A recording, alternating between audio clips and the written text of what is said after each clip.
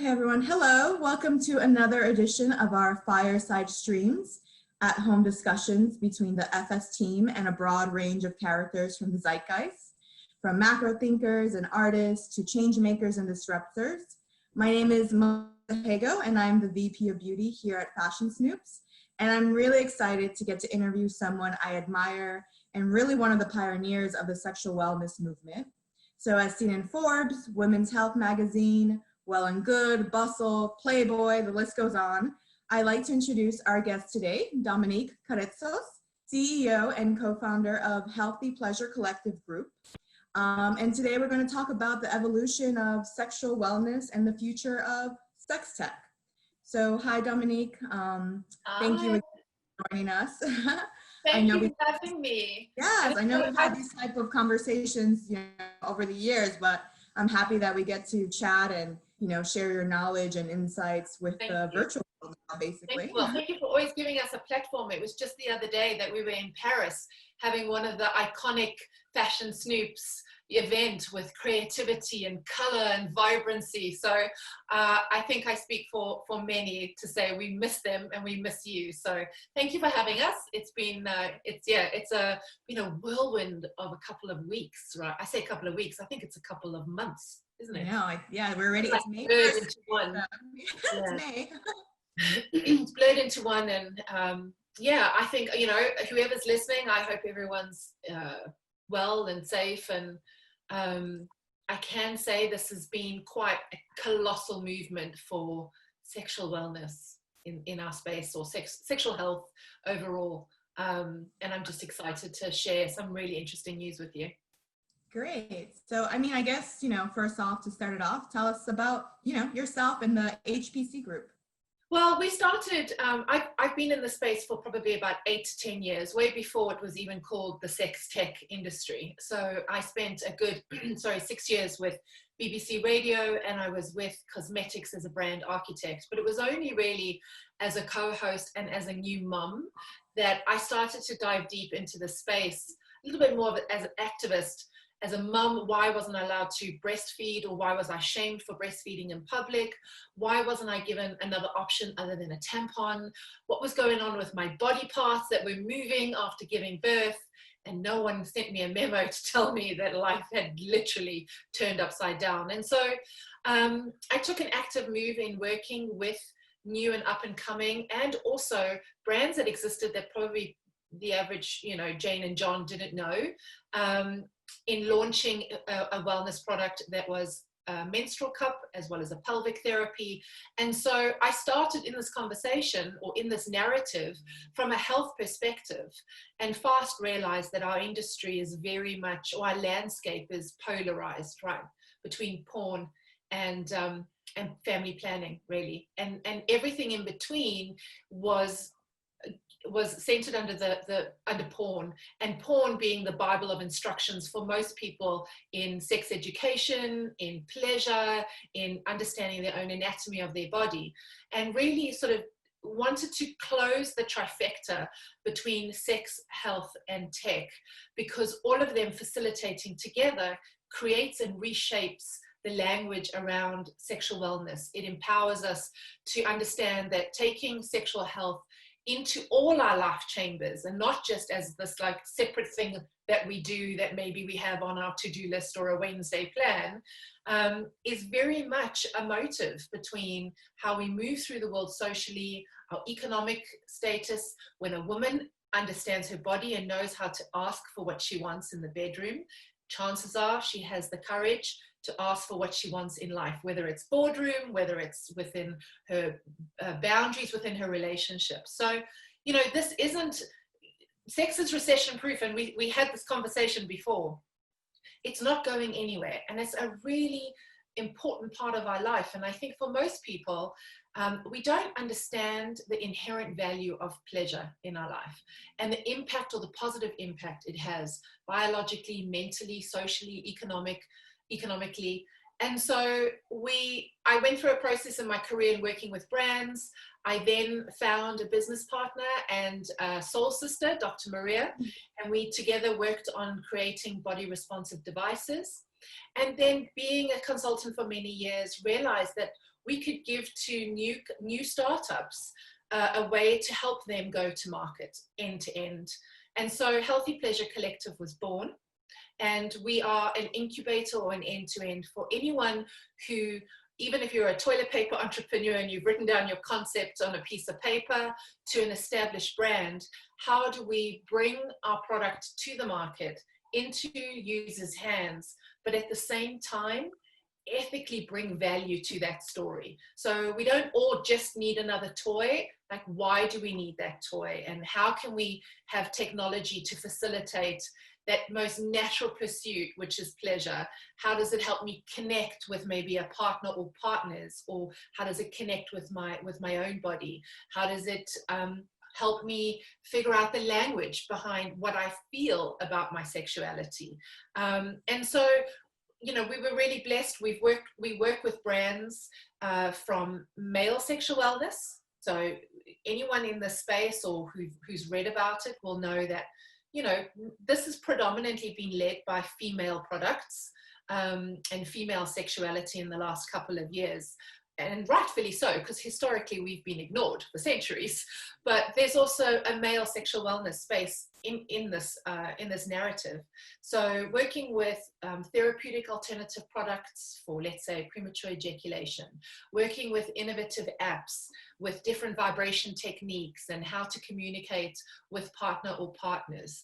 It's just an incredible nirvana of opportunity when we start to bring all of this together, and you find these wonderful innovations are now answering the questions that science has not answered for us in decades or centuries. So let's take coronavirus. Yeah, we're all living it, and as much as we probably don't want to talk about it, I think this coronavirus, I'm going to shed a bit of positive light. So we have a very interesting brand. It's called I Play Safe, but it ultimately is a sexual health STI testing and sharing technology. Now, the interesting part is sharing, because with Corona, we have to ask ourselves the questions: how do we verify our health status or profile? And how will we do that just to even mobilize us across economies, right? So how are we going to move through airports? How are we going to test to see if we're okay? How are we going to share that information? Is it going to come to an app? Is it going to go to our passport? Some diplomats even suggested very archaically to wear a wristband and a certificate. Hello, everyone. We're in the year 2020. So what this innovation has done, and while it was unveiling the topic of let's talk about testing and making sure we take control of our sexuality and our sexual health, and share and ask how you are so that we can engage in really empowered, as safe as possible intimacy or sex, has now also veiled the question of, well, you're not even hugging me. Chances are we're not even going to have sex. How are we going to move across borders without talking about how we are health-wise? 3 months ago, this was the biggest taboo that we have to dismantle. We say safe, and people don't think sexy. You say condoms, people run a mile. You say STI, and it's shrouded in taboo and shame. And now, the conversation of being transparent and visible and verified health statuses is one that we are all asking across the globe. And so something like that, all of a sudden, you close the trifecta between sex, health, and tech. And we're talking about being able to mobilize ourselves across the globe again, and also feel safe when we're wanting to be intimate with somebody. So, you know, out of these phenomenons and out of these pandemics comes innovation. Although this had started before, you know, again, it hopefully will lead to, you know, investors feeling positive, investing in innovation like this. And now it starts to shift and remold and maybe potentially influence our new behavior around being intimate and talking about being more open about how we are, you know, with our health status. So things like that have really spun a positive light in well, one would hope, a positive light in all of what can feel like a really gloomy period. Yeah, well, actually, I mean, that I feel like I have two questions coming from all that. First, we've both been tracking sexual wellness and, like you mentioned, coronavirus and all that, but we've actually seen that because of quarantine that there's been huge sales and spikes in sex toys and other sexual wellness products. Why do you think, this happened now? Well, whether we believe it's a conspiracy, either way, Mother Nature has told us to go to our room and think about it. But society has told us for the first time, we've got permission to drop gears in life, right? So we've had to let go and surrender to a lot of things. We now have permission, opportunity to have self-care in our daily routines. And for a lot of people, self-care now includes sex care. Again, I started off by saying sexual health and sex care has always been, for many people, this independent life chamber that sits separately. And now, excuse me, and now you can include that into your self-care.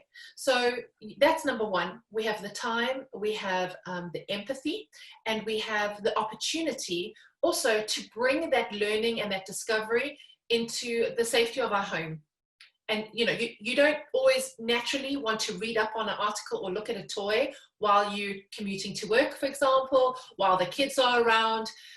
Yes, you still have people in your home potentially, or children, but there is that opportunity to take care of yourself. And that should, for many, it's just social permission. And we've never had social permission. Also, just look at the logistics. For those that are fortunate enough to be quarantined with those that they love and are, in a relationship with, the opportunity to brush past each other and to connect and to touch, to have conversation. And it's not at the end of the day when you're walking in and you kind of, and you're only giving them what's left of you. Now, now you're waking up and potentially maybe having coffee together, looking at the day together, showering together, communicating. You don't have the mad rush of to be somewhere or something to do. And so life again has detangled and dismantled itself and allowing this opportunity to come into a relationship. For those that are not with quarantine with partners, there has been this huge influx of how do I keep intimacy alive? And how do I use technology? How do I keep myself secure? And from that, the communication, how do I communicate? How do I have consent? How do I communicate what is fantasy and what's not fantasy, and how I feel about being in front of a camera or texting or sexting? All those topics have now come up in an effort to try and stay connected and keep a relationship. So in some instances, we've had to think about it and work a little bit harder. And in others, life has given us the space to kind of fall back into each other, which is really great. And for those that are on their own, the idea that masturbation is now an opportunity. You can, so many products and online courses and ebooks and downloadables and places to go and visit. Now to have self-care and sex care, to take the time to get to know your body. It is interesting, however, we did a survey recently, and it was done in Spain and in England, and a small portion of US, but we found that 43% of couples were having more intimacy and sex. There was actually less masturbation, but more intimacy and sex. So we can also ask, well, does that mean we're going to have a baby boom? Does that mean we're going to have more divorces? I'm not quite sure. On the other side, we also found, interestingly enough, people had sort of directed to different apps and different sort of playgrounds, in some instances, to have affairs or to engage in conversations, what they would deem as an affair, to engage in conversations with other partners outside of their marital status. So, there's going to be different narratives that come out of this, but the one we have seen, and you're very right, is this incredible upturn in sales in products and toys, which tells us that people are wanting to discover and explore more, and they have the social permission to do it. Yeah, and So what, I know, we're talking a lot about all these sales spikes now, but what do you think it's going to be like after quarantine? Like, especially, I mean, like I'll speak to myself, I'm single, and the thought of like dating again or having a relationship, kind of like scares me. It's like germs, bacteria, and like all of that was something to be worried about before, but now with, coronavirus, it almost makes it even more stressful. It's the golden question. And I think there's going to be a large portion that maybe like yourself that go, I really want to be intimate now. What is out there for me to be able to protect me? Is that going to be a female condom? Is it going to be a testing and sharing kit? Is it going to be how I approach or how I learn the art of communicating? Hey, are you safe to be intimate with? And that doesn't just mean gonorrhea anymore or chlamydia. It means coronavirus too. And so you'd equip and empower yourself. And I think from there, that demand is going to trickle through to our brands, who then should deliver on, giving that support to customers. On the other side, I think it's going to be a little like when the cows come out of summertime in Scandinavia, and God help whoever they can get their hands on. Every now and then, I threaten the first person I get to hug and squeeze, and because I'm half Greek and I'm very affectionate. God help them. I'm not going to let them go. So I think you're going to get quite a polarized effort. I would hope, I truly hope that people won't take a complete step back from the very starting point of touch, because touch is such a vital, healthy part of our life, whether it's, baby skin on skin for new mums, whether it's holding hands, whether it's touching your own body to understand self-efficacy. I really hope that people are not so far removed from that, because in our industry, we work really hard to try and encourage the health benefits and the social and the mental benefits of physical touch where it's allowed, within cultures. And yeah, I do worry about that. I do wonder if everyone's going to take a complete stand. But I believe that as humans, as maybe analytical as we'd like to think, we are quite predictable, and we can't survive without each other. Yeah, we really can't. So I think eventually, and we go through then it's sad to say we go through these crises, whether it's the Australian fires, whether it's refugee, whatever it might be, and we become slightly immune to it. I think in time there will be also a large portion that just move on like it never happened. Mm-hmm.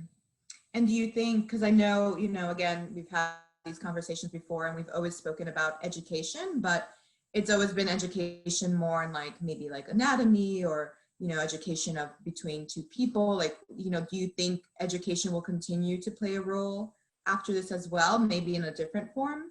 Hugely. And I think probably more so than now, because having the veil then lifted and sort of the spotlight, which wherever you are in your sexual journey, people are going to ask the question, how do I equip myself? How do I take the next step? Whether it's, again, protecting myself or just even the conversation around consent and what is that going to look like? What is my intimate life going to look like?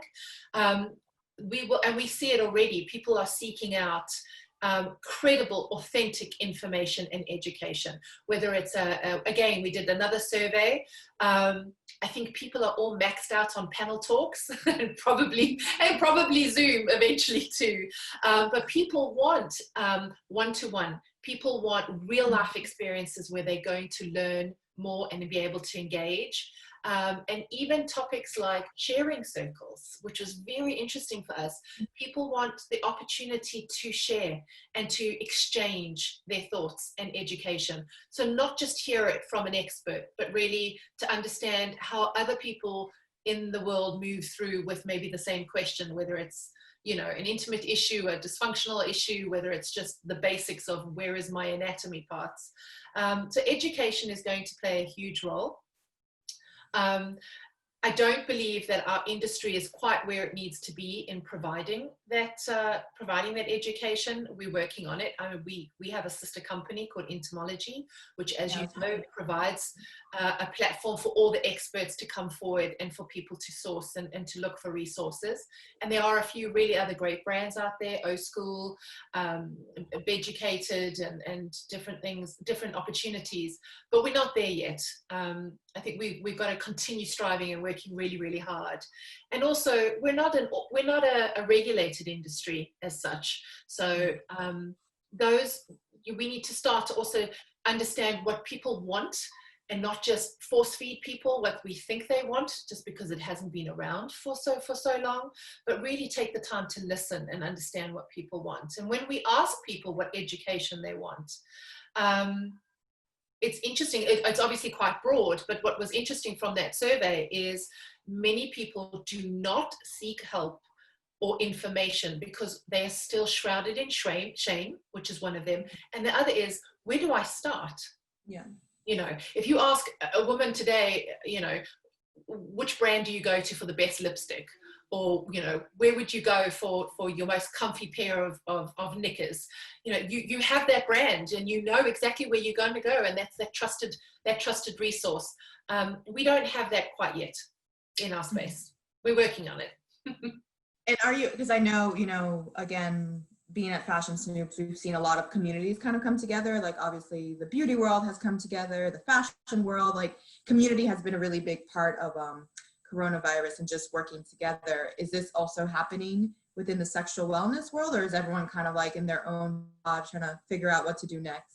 Yeah, it is to an extent. I mean, we chatted about this not so long ago at the end of last year, where we saw sexual wellness now being developed as a category within your beauty industry, and that's a huge win for us. You know, as a woman or as a man, when I'm going to buy maybe my vitamins or my face cream, I want to be able to buy a lubricant that's organic and really great for my body, and so I want to think of my sexual wellness as part of my daily habits and healthy routine. As far as community is, yes, I think more in this instance, it's been very much a mental wellness and a medical health perspective. You see those communities really coming together and saying, right, well, you know, we can work together because mental health is affected and vice versa by your sexual health. And also, again, those that are taking the opportunity to take care of their sex care for the first time really might want to understand what, let's say, therapeutic alternatives are out there for premature ejaculation. How do I look at erectile dysfunction or anorgasmia or any of those, you know, classified dysfunctions? So those two spaces are really coming together to help each other out. And another is, of course, you know, menstrual care is a big one, but it's always been there. And I think that's also important, is these big momentum and movements within the space, they've always, in the last sort of 5 years, or maybe even 10 years, have been working rigorously to add to communities and to bring communities together. It just so happens now that there's a spotlight on us, and we get a platform, you know, to be able to talk about it. Yeah, we didn't all just pop up out of nowhere. Yeah. Yeah, well, you know, some things take, I guess, more time for people to accept, but you know, and speaking of all this, are there anything new that you're working on, or any innovations? I know, again, it's almost like we've taken pause, but you know, a lot of the things, and you mentioned it earlier too, is that from this kind of pause, innovation comes, or even like a need of like, maybe now we realize that people need a different kind of toy, or people need a different way to be intimate. So is anything on your radar, or any brand that stands out to you? Yeah, quite a few. I mean, we have I Play Safe, which is the testing and STI testing and sharing, that's hoping to launch in September. We have a gentleman that it was an engineer and has created an incredible toy for transgender, which is quite phenomenal. It's called My X. We have quite a lot of innovation in the lubricant space. We have a lot of innovation around algorithms and technology. So one that we have very close to our heart is called Better Together, which is called Sex 360. And what it is, it's a scientifically backed, proven algorithm that follows a sexual profile and will optimize your relationship by your relationship success by 75%. And really what it does is it's great in the dating space, right? Because it really helps you come together based on quality rather than this sort of overflow of quantity. As we know, the swiping left and right, left and right, left and right. So this algorithm was created by Dr. Eduardo. It's 15,000 sample base. It's an incredible product. And then we're also dealing with companies that are, you know, printing tissue that hopefully one day will solve female genital mutilation and help with, endometriosis and things like that. So there's this huge range of mainstream products to lush, cosmetic products. We've got vulva masks again, which are coming out to help with thrush and menopause. Toys. My Hixel is a really great one for men with premature ejaculation. It's a gamification app. Which is also FDA registered and a device. And that's another thing. We see gamification coming into the space quite a bit. So wherever there is an opportunity to engage in different worlds with sexuality, you know, sex doesn't always sell sexual wellness. So, and people want to move away from that concept of, you know, buying a product in a dark alley in a brown paper bag. They want brands to let them know that they are totally normal. And this is, you know, the most natural human pursuit. And so we have these wonderful innovations. Another one is Please Me in the US, which is, I don't know if I'm being correct in saying this, but it's like the Facebook of sexualities, and it's incredible. You know, you can explore so much in different worlds. So yeah, we're very fortunate because I'm always passionate about this. There isn't a dull day in our days. And there's just so much coming out of these innovations. I think you just kind of just keep a watch and we'll be announcing it, you know, as and when everyone rolls out. Yeah, I love that. And I love, you know, because I feel the problem too is that when people hear sexual wellness or sex technology, they assume just sex. And like, you know, all the innovations you mentioned, it's everything from, you know, menopause, fertility. It's just so much more than just the act of sex. So I think that's important for, you know, more and more people to realize that within this category, there's just so much. There's so many different age ranges. There's so many, you know, it's diverse, it's inclusive. So I love that. I love all that. So many parts of our life that haven't been addressed, right? And you're absolutely right. You know, we say sex tech and people just think it's another toy. And they, you know, it's really important we don't lose the value of what that toy can bring to our lives. But there's so much more that's coming out, and it's a real it's very rewarding for us to be able to see, you know, the medical space and the health space come together and recognize what we're doing in the sex tech is really bringing value to their patients or you know, to their customers. So, and vice versa. So it's really important for us to have a range portfolio so that we can really talk to all those verticals and say, hey, this is something that we should be offering holistically, multidimensionally to every customer and every heartbeat in the world who identifies with a sexuality, because there are as many sexualities as there are humans. You know, there is no one specific profile because we're all different. So, yeah, you know. I love that. I love that. Well, you know, thank you again. If there's anything else you would like to say. Oh, you know, I can always talk to you for hours. Any opportunity to talk about sexual wellness and sex tech is a huge opportunity. But all I can say is just, if anyone's listening and they'd like to know how to get through Corona, all I can say is, you know, masturbate. So, you know, you have Mother Nature and legal social permission to do so. So grab the opportunity while you can. I love it. I love that. I love that so much. And I love you. Thank you so much for being. Thanks for having us. You always have such amazing insight. And, you know, this is an area that we've been tracking, and we continue to track at Fashion Snoops. And again, just super excited about what's to come. It's innovation. And not just because of the technology, but because it is, like you said, part of being human and humanity, and it needs to just be talked about and accepted. And I'm sure lots more people will accept this, will be much happier. So thank you again. And, you know, for anyone tuning in, you can follow Dominnique at Healthy Pleasure Collective on Instagram. And then also your website, I believe, is healthypleasurecollective.com, or the HPC group is fine.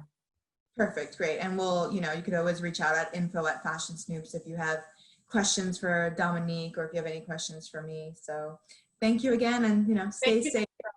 Hopefully next time I see you, we'll be in person and we can hug each other. I hope so. I hope so. Thank you so much. Have a lovely day. Bye-bye. You too, Dominnique.